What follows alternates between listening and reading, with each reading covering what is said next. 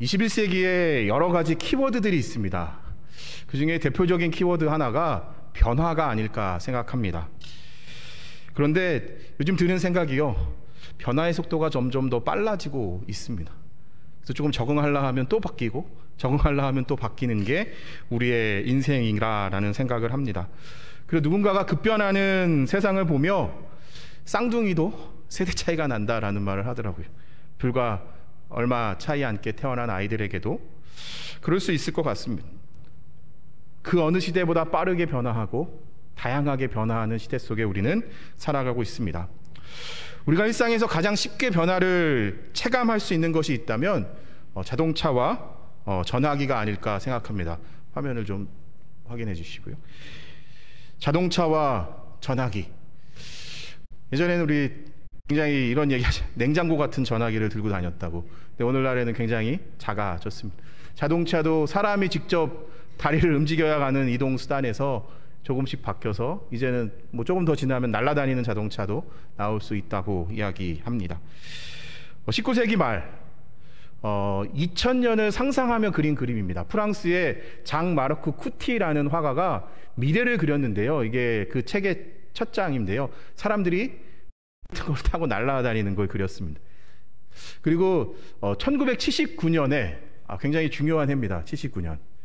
그 해에 한 사람이 미래의 도시가 어떨 것인가에 대한 이야기를 하면서 이렇게 그림을 그렸는데, 뭐 우주에 갈 수 있고 태양열로 인해서 아니면은 그 시계에서 이제 TV를 볼 수 있는 시대가 오겠다라고 생각했는데 100년 전의 상상이, 그리고 20여 년 전의 상상이 지금 이루어졌습니다.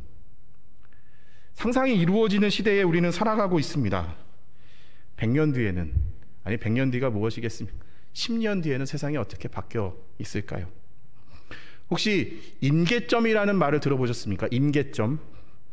과학에서 보통 사용하는데요. 액체가 기체로 구분되기 시작하는 지점을 임계점이라고 이야기합니다. 그래서 일반적으로 100도, 한국에서 100도라고 이야기하잖아요. 물이 끓는 지점. 그래서 물이 끓는 그 온도가 100도인데 그 100도를 임계점이라고 이야기합니다. 한 책을 하나 소개해드리고 이야기를 이어가면 좋겠습니다.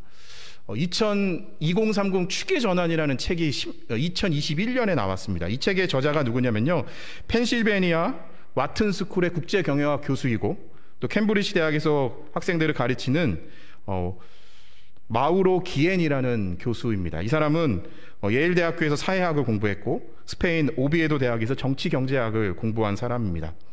2021년 10년 뒤인 2023년을 생각하면서 책을 쓴 겁니다. 여러 가지 사회학자로 또 정치경제학자로 여러 가지 데이터들을 종합해서 10년 후에 변화의 임계점이 일어날 것이다, 폭발적인 변화가 2030년에 시작될 것이다 라고 이야기하며 책을 썼는데요. 월스트리트 저널의 베스트셀러가 되었고요. 한국에서도 30만 권이 팔렸습니다. 별로 놀라지 않으시죠? 30만 권. 예, 굉장히 많은 책이 팔린 겁니다. 베스트셀러 작가가 되었습니다. 그의 요점은 이겁니다. 10년 후에 지금의 세상은 없다는 겁니다. 다 바뀌었을 거라는 겁니다. 지금 세상을 중심에 잡고 있었던 모든 것들이 10년이 지나면 다 놓게 될 것이라고 이야기합니다. 제가 말씀 묵상 노트에 그 8가지의 축을 간단하게 메모해 놨는데 한번 나중에 보십시오. 그 사람이 강조했던 건 이겁니다. 인구가 변합니다. 기존에 인구가 많았던 나라들은 출생률이 작아지고 지금 유일하게 인구가 증가하는 나라는, 지역은 아프리카입니다. 2030년이 되면 아프리카의 산업혁명이 시작될 겁니다. 100세 시대가 도래할 겁니다. 많은 사람들이 오래 살 겁니다. 그런데 문제는 60세 이상이 60%가 넘을 겁니다. 젊은 사람들이 없다는 겁니다. 사람이 태어나지 않는다는 겁니다. 시장이 변하는데요. 이미 시장은 아시아로 몰려갔습니다. 중국이 세상의 시장의 중심인데요. 이 학자는요, 예측하는데요, 중국도 이제 고령화 시대를 맞았습니다 라고 이야기하면서 이제는 동아시아, 한국, 중국, 일본의 동아시아의 중심에서 이제는 인도로 몰려갈 겁니다 라고 예측을 합니다. 그래서 인도 친구들을 사귀어야 됩니다. 치노스에 인도 사원이 있다 보니까 인도 학생들이 많더라고요. 인도어를 배워야 되는 시대가 될 수도 있습니다. 제가 대학을 들어갈 때 영어는 기본이고 중국어를 배워야 한다고 했습니다. 지금은 인도어를 배워야 된다라고 이야기하는 시대가 올 겁니다. 물론 AI가 있기 때문에 또 어떻게 해결될지 모르겠습니다. 여성의 리더십이 증가하고 도시가 변하는데, 도시는 발달하지만 그만큼 사라지는 도시들이 생기고 환경 문제가 일어나고, 과학이 발달해서 로봇과 AI가 등장하면서 수많은 인기 직종의 직업들이 사라질 시대가 온다고 이야기합니다.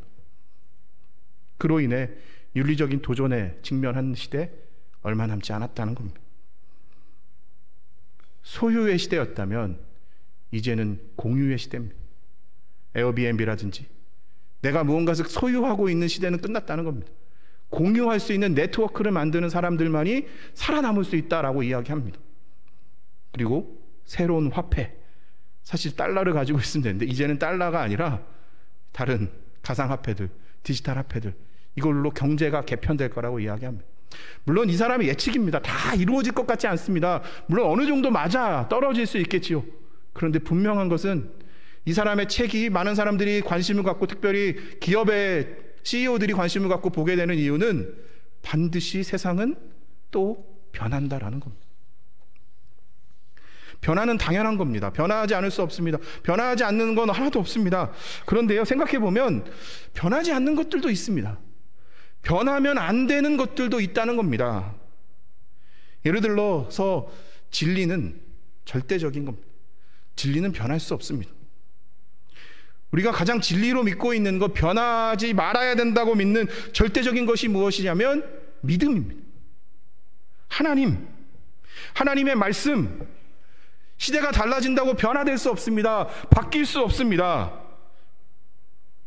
그런데 문제는 변하는 다양성의 시대 속에 변하지 않는 진리의 말씀을 어떻게 살아낼 것인가?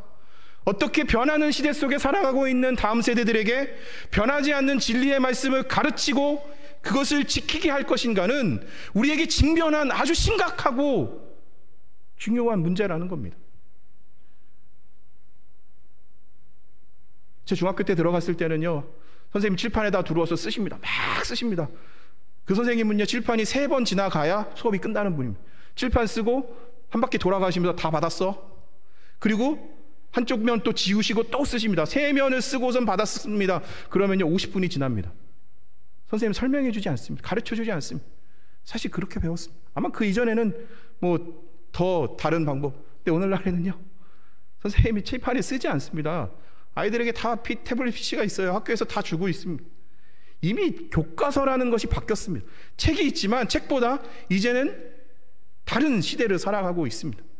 그런데 우리는 여전히 다른 방법으로 접근해야 되는 사람들에게 100년 전 혹은 10년 전의 방법으로 접근한다면 복음이 전해지지 않습니다.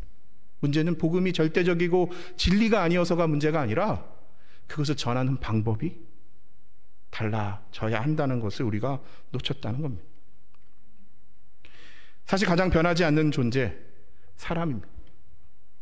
남편, 자녀 잘 안 바뀝니다. 바꾸려고 하지 마십시오. 나 스스로도 바뀌지 않는데 어떻게 누군가를 바꾸며 살아갈 수 있겠습니까? 시대가 바뀌고 가치가 바뀌고 법이 바뀌고 제도가 바뀌고 문화가 달라집니다. 그런데 인간의 본성은 달라지지 않았습니다. 인간의 가장 기본적인 본성, 근심하고 욕심을 가지고 있는 마음은 그 어느 시대에도 없어졌던 적이 없습니다. 남녀노소 모든 사람들 근심이 있습니다. 정치 지도자들이나 대기업의 CEO나 톱스타나 회사원이나 자영업자나 심지어 학생들에게도 걱정이 있습니다. 욕심이 있습니다. 사람은 누구나 발전하고 변하는 세상 속에 더 오래오래 행복하게 살려고 하는 마음이 있습니다. 그런데 마음 한편에 해결되지 못하는 고민이 있습니다. 문제가 있다라는 겁니다. 끝없는 근심과 욕심을 가진 존재가 사람인데 하나님은 그 사람에게 예수님을 통해서 말씀하십니다. 마태복음 6장 27절, 너희 가운데서 누가 걱정을 해서 자기의 수명을 한순간인들 누릴 수 있겠느냐? 누가복음 12장 29절, 그러므로 너희는 무엇을 먹을까 무엇을 마실까 찾지 말고 염려하지 말아라. 요한복음 14장 1절, 너희는 마음에 근심하지 말라. 하나님을 믿고 또 나를 믿으라.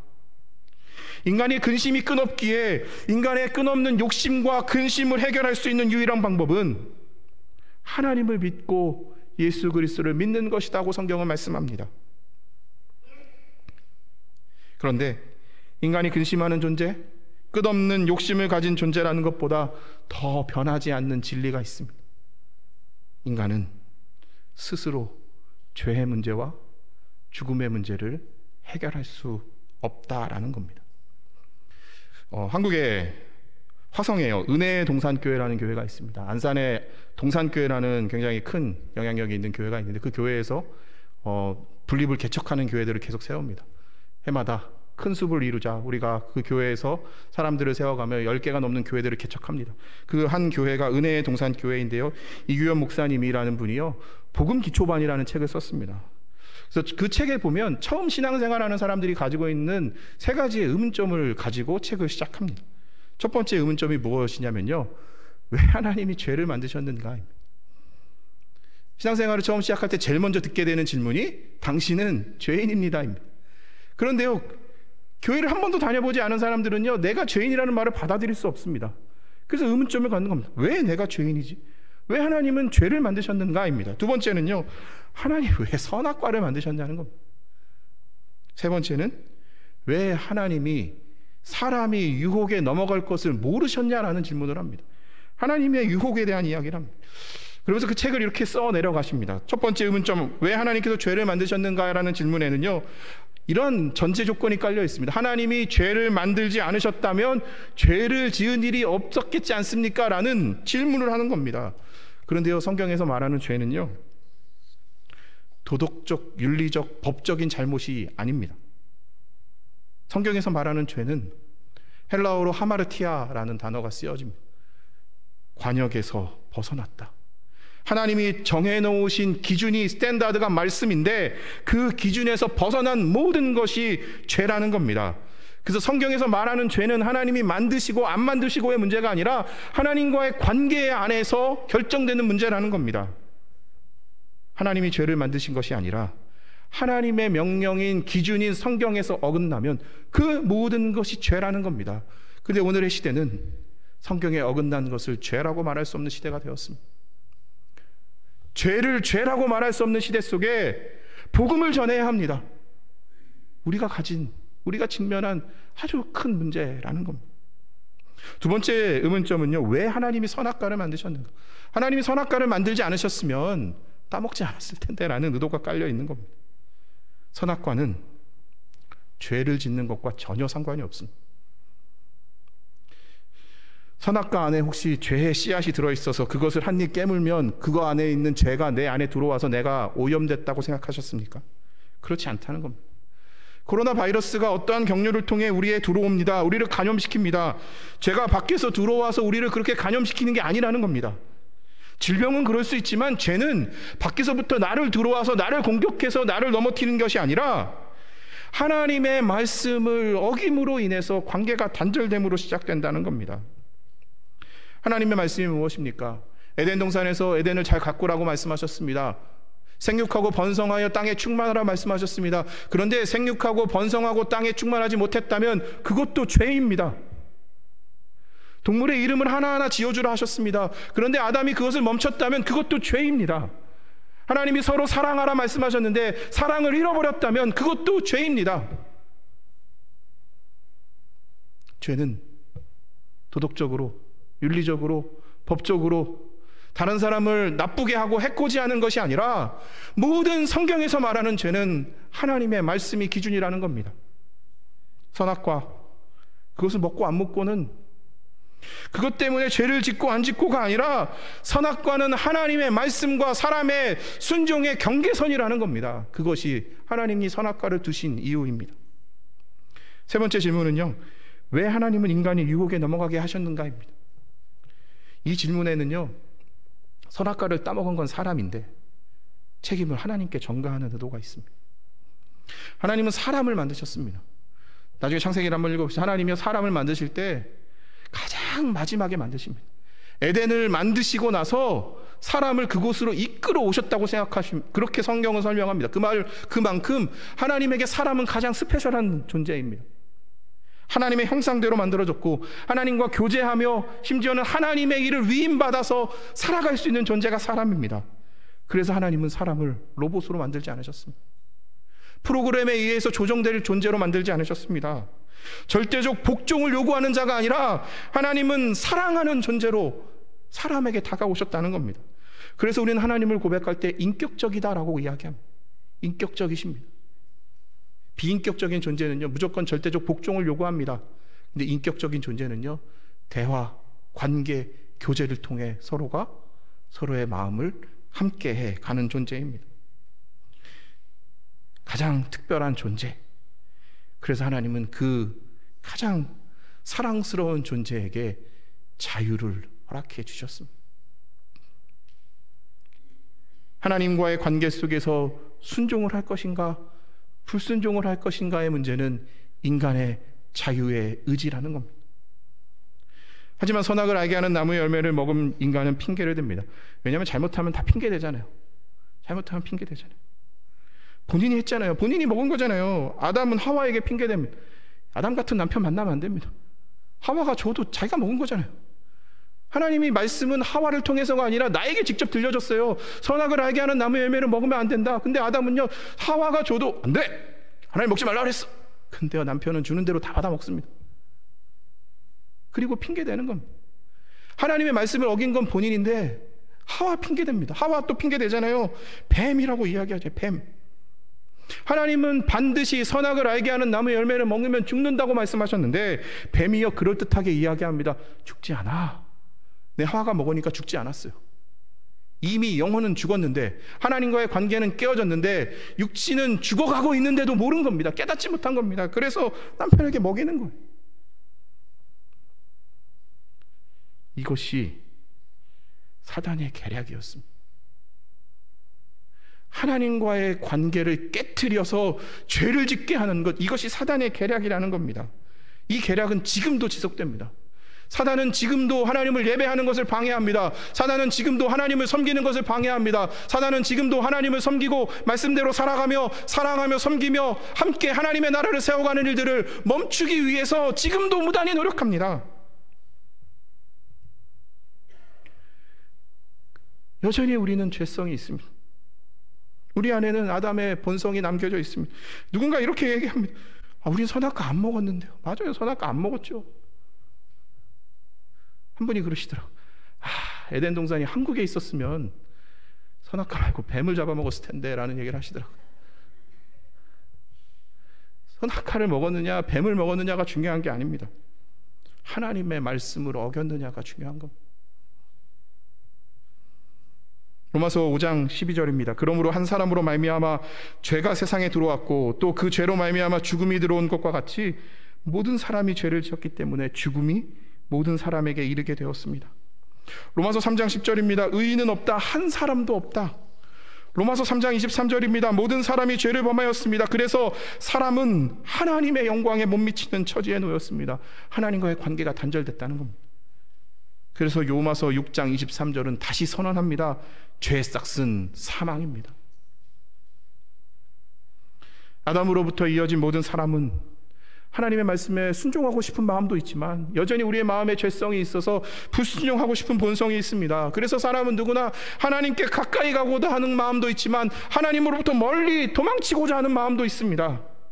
그래서 우리 안에 내 안에 하나님의 말씀에 순종하고 싶은 열망이 사라진다면 여전히 오늘도 내 마음에 하나님의 말씀을 거역하고 내 욕망대로 내 근심을 위해 살아가고 있다면 우리는 아담과 같은 죄를 범하고 있는 존재라는 겁니다. 이것이 인간의 실존입니다. 변하지 않습니다. 세상 다 변해도 인간의 실존, 하나님 앞에서 죄인이라는 실존은 변하지 않습니다. 무엇이 해결해 줄 수 있겠습니까? 어떠한 것이 발전했을 때 해결될 수 있겠습니까? 의술이 발전된 듯 얼마나 많은 사람들이 얼마나 오래 산들 해결할 수 있겠습니까? 아무도 해결하지 못합니다. 문제는 하나님과의 관계 안에서 살아가야 될 존재가 허탄한 내 마음이 빼앗긴다는 겁니다. 세상이 빼앗아가고 사단이 빼앗아간다는 겁니다. 그럼 우리는 이 문제를 어떻게 해결해야 합니까? 찬양을 참 많이 듣고 있습니다. 찬양을 들을 때마다 참 많은 은혜가 됩니다. 특별히 말씀을 준비할 때마다 찬양을 많이 듣게 됩니다. 토요일 날 담임 목사님 사무실에 이제 뭐 행정적인 주보를 뭐 만들거나 가면 목사님 가장 많이 하고 계신 게 뭔지 아십니까? 찬양을 듣고 계셨습니다. 찬양. 계속 찬양을 들으며 찬양을 부르시고 계십니다.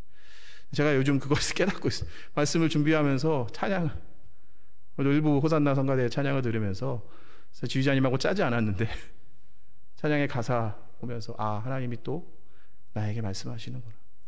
구원은 주님께 있다는 사실을, 은혜는 하나님으로부터 시작된다는 사실을 깨닫게 하십니다. 이것이 우리가 기도하고 찬양하고 말씀을 듣는 삶을 통해 하나님이 우리에게 주시는 은혜입니다. 저에게 주시는 은혜입니다. 우리 성도님들 한 분 한 분에게 주시는 은혜라는 겁니다. 어떻게 우리는 죄의 문제를 해결할 수 있습니까? 죽음의 문제를 해결할 수 있습니까? 이 질문과 고민은 지금을 살고 있는 우리의 고민이지만 2000년 전 바울의 시대에 살았던 빌립보에 있는 한 관수의 고민이었기도 합니다. 사도행전 6장 오늘 본문에 따르면 그리스 북부 마케도니아라는 지역에 빌립보라는 도시가 있습니다. 그 도시에 감옥이 있는데 바울이 복음을 전하다가 감옥에 잡혀갑니다. 그런데 바울이 감옥에 잡혀간 이유, 고난을 당한 이유는 한 가지입니다. 그곳에서 찬양하고 기도함을 통해서 이 간수에게 복음을 전하기 위해서라는 겁니다. 인생의 큰 위기에 직면합니다. 지진이 일어나서요, 감옥문이 열렸습니다. 자기가 지켜야 되는 바울이 사라진 것 같은 상황입니다. 그런데 바울이 그 자리에 남아 있습니다. 바울이 기도하고 찬양했습니다. 바울의 기도와 찬양의 목적은 감옥에서 나가는 데 있지 않았습니다. 복음을 전하는 데 있었습니다. 그래서 문이 열렸지만 그 속에서 다시 복음을 전합니다. 인생의 큰 위기에 직면한 간수는 바울에게 물어봅니다. 내가 어떻게 해야 구원을 얻을 수 있겠습니까? 어떻게 해야 죄를 용서받고 어떻게 해야 새로운 삶을 시작할 수 있겠습니까? 바울이 그때 이야기합니다. 사도행전 16장 31절, 주 예수를 믿으십시오. 그리하면 그대와 그대의 집안에 구원이 임할 것입니다. 이것이 복음입니다. 복음은 기쁜 소식입니다. 복음을 받아들일 때 염려와 근심과 욕심이 사라집니다. 그런데 복음을 받아들일 때 진짜 해결되는 문제는 죄의 문제가 해결됩니다. 죽음의 문제가 해결됩니다. 그래서 구원입니다. 그것이 복음입니다. 기쁜 소식입니다. 복음은 세상 모든 사람들에게 열려 있습니다. 그러나 아무나 복음을 받아들이지 못합니다. 구원을 받지 못합니다. 한 가지를 기억해야 됩니다. 예수 그리스도를 믿으십시오. 그리하면 구원을 얻을 것입니다. 요한복음 5장 24절입니다. 내 말을 듣고 또 나를 보내신 분을 믿는 사람은 영원한 생명을 가지고 있고 심판을 받지 않는다. 그는 죽음에서 생명으로 옮겨갔다. 여전히 우리는 내 힘과 내 노력으로 죽음의 문제를 극복하려 합니다. 죄의 문제를 극복하려 합니다. 그런데 그 어느 것도, 발전하는 세상도 그것을 해결할 수 없습니다. 구원은 사람에게서가 아니라 하나님에게서부터 시작되기 때문입니다. 그래서 우리가 잘 아는 말씀, 성경의 핵심 말씀, 성경의 모든 것을 요약해서 하나로 줄이는 구절이며 요한복음 3장 16절 아닙니까? 하나님이 세상을 이처럼 사랑하사 그 외아들을 주셨으니 이는 그를 믿는 자마다 멸망하지 않고 영생을 얻게 하려 하는 것이다. 하나님의 마음은, 하나님의 공의는 심판을 해야 합니다. 그런데 하나님은 심판이 목적이 아니라 사랑을 통해 구원을 목적하셨습니다. 그래서 그 아들을 보내셨고 그 아들을 믿는 자에게 멸망이 아니라, 심판이 아니라 영생을 약속하셨습니다. 이것이 복음입니다. 죄와 사망으로 심판받아야 할 인간을 위해 사랑의 하나님은 독생자 아들을 보내셨고, 예수 그리스도는 아버지의 뜻에 순종하셔서 십자가를 지셨고 그곳에서 물과 피를 쏟으시고 죽으셨다가 3일 만에 부활하셨습니다. 이유는 한 가지입니다.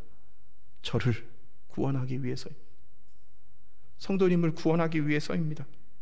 하늘의 영광을 버리고 하나님의 아들이 사람이 되신 이유는 한 가지입니다. 구원을 위해서라는 겁니다.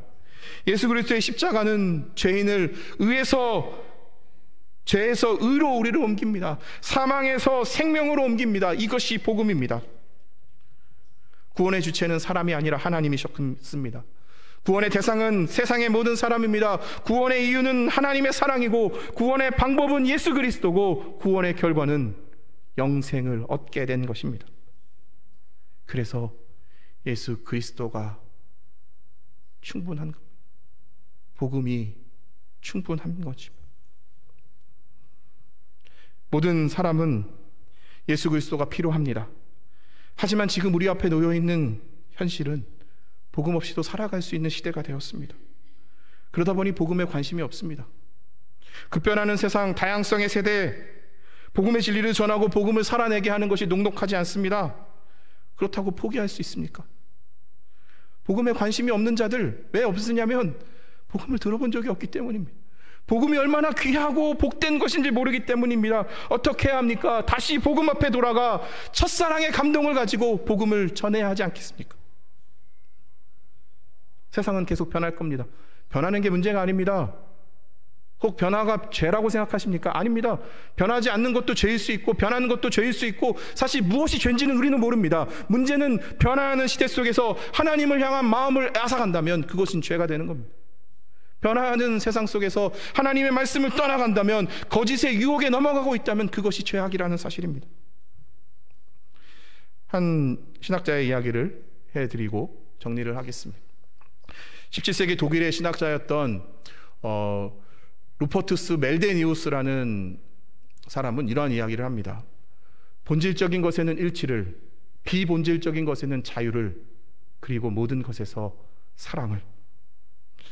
16세기에 종교개혁이 일어났습니다. 성경으로 돌아가야 합니다. 본질로 돌아가야 합니다. 목숨을 걸었습니다. 그런데 100년도 지나지 않아 유럽의 교회는 썩었습니다. 성경의 말씀으로 돌아가기 위해 목숨을 걸었던 자들이 교회 안에서 비본질적인 것에 목숨을 걸고 있습니다. 그래서 루퍼투스 멜레디우스는 외치는 겁니다. 무엇이 더 중요합니까? 무엇이 더 중요합니까? 본질적인 것에는 일치를 이루어야 하고, 비본질적인 것에서는 자유를, 그리고 모든 것에서는 사랑을 이루어야 합니다. 변화는 문제가 아닙니다. 전화기가 스마트폰이 되었지만 전화기는 전화하는 겁니다. 자동차가 내연기관이냐 전기자동차냐 수소자동차냐 중요하지 않습니다. 자동차는 타고 다니면 되는 겁니다. 본질이 중요한 겁니다. 시대가 달라지고 문화가 달라지고 시대가 변하고 사람들의 생각은 달라질 겁니다. 심지어 복음을 담는 그릇도 달라질 겁니다. 문제는 그릇이 아닙니다. 복음입니다. 그릇 때문에 싸우지 마십시오.